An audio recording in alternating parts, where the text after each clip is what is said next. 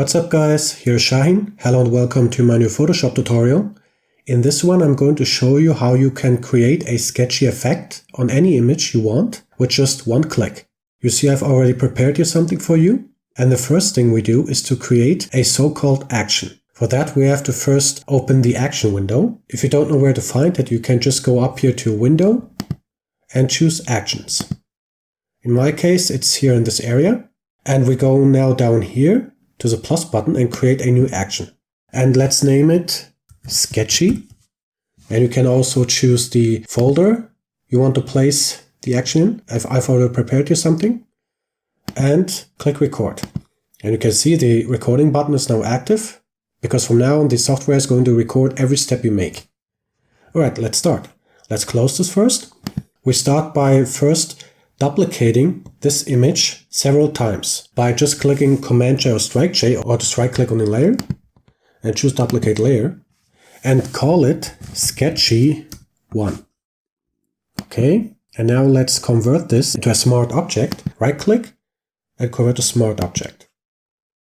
Right, and now duplicate this again, Command J or Strike J, or right click Duplicate Layer and call this one Sketchy 2. Okay, and change the blending mode of the second layer, of the second duplication, to multiply. And now duplicate this one again. Right click, duplicate layer, and call it Sketchy 3.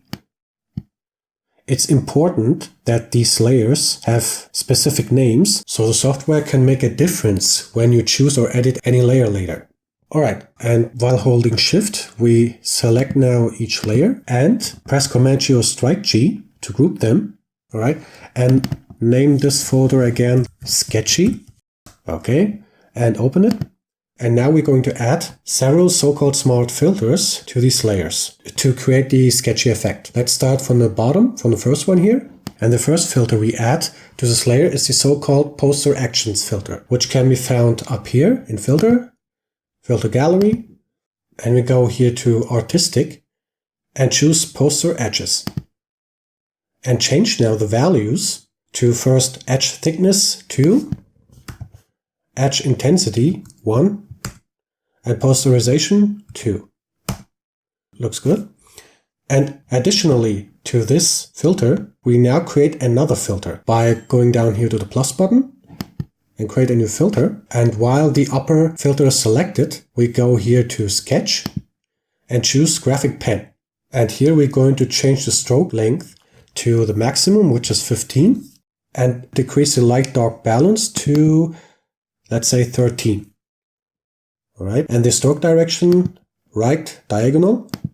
This looks good already. Of course, it's up to you which values you want, depending on the image you're using. Okay, let's confirm. And there you see, a smart filter has been created. If I deactivate these two and press Command 1 or Strike 1 to get the 100% view, go up here and you see now, you see these lines, these strokes. But in real life sketches, we know that strokes do not only go to one direction straight. So let's make this more messy where strokes go also to the other direction. For that, I go now here to the second layer. We're finished with this one for now. Let's activate this, select it, and this one is going to need a graphic pen filter too. So we go up here to Filter again, Filter Gallery. So we can keep this graphic pen filter, just change the values of the right dark balance to 10 and the stroke direction to left diagonal. The stroke length can stay 15 and select the second filter and delete it by pressing here to the bottom. Alright, now we see the strokes and the lines going out to the different direction and confirm. There you see. Now it looks more dynamic, not too clean, a bit more messy. And that's it now for the second layer. Now let's go to the third and final layer, activate it. And no surprise, this layer is going to get another graphic pen filter. Go up here to Filter Gallery again. And the only value you have to change here is the stroke direction. Let's go back here to right diagonal and add another filter again by going down here to the plus symbol and choose the filter below, the second one, and go here to Torn Edges. Choose the following values. Image balance 13 in this case. Smoothness, let's say 15, yeah, and contrast, let's say 12. Again, it's up to you which values you want, all right? And confirm. And there you see now.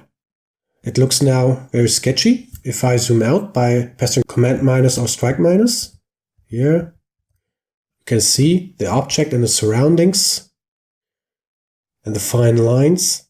Looks good. And as a final addition, let's press Command 1 or strike 1 again to add. We add to this folder a layer style. If you first select the folder itself and go down here to layer style and choose color overlay. The blend mode, let's choose linear dodge, color white, and the opacity, let's say 20%. Why are we adding the style? Because you have to remember when people make sketches, they're mostly doing it with a pencil, and a pencil is never so dark and black. So we have to lighten up the values and the lines for a bit. All right, and I think 20% of white looks good on it. And let's confirm. All right, and that's it. Now we've created this process, this action, because we're finished. And if we go back here to actions again, in this case here, or like I said, to window, actions, you see it has recorded every step we made. So now that we're finished, we can click now here on the stop button. Okay, and close this. Now we have our sketchy action. So now if I delete this folder, say group and contents, yeah, and choose this action now, and press now to the play button, let's see what happens. If I zoom out and press here, let's see. You see it's working all itself. Ta-da! Presto sketchy effect. If I zoom in again, you see the effect has worked, and you can do this now on any image you want. Like here in another example I've already prepared here. Let's say a landscape. If I zoom it, and while this is selected, I go again here to actions and choose the sketchy action and press play. Boom. If I close this and zoom out, there you see has a nice sketchy surface. Alright, that's it.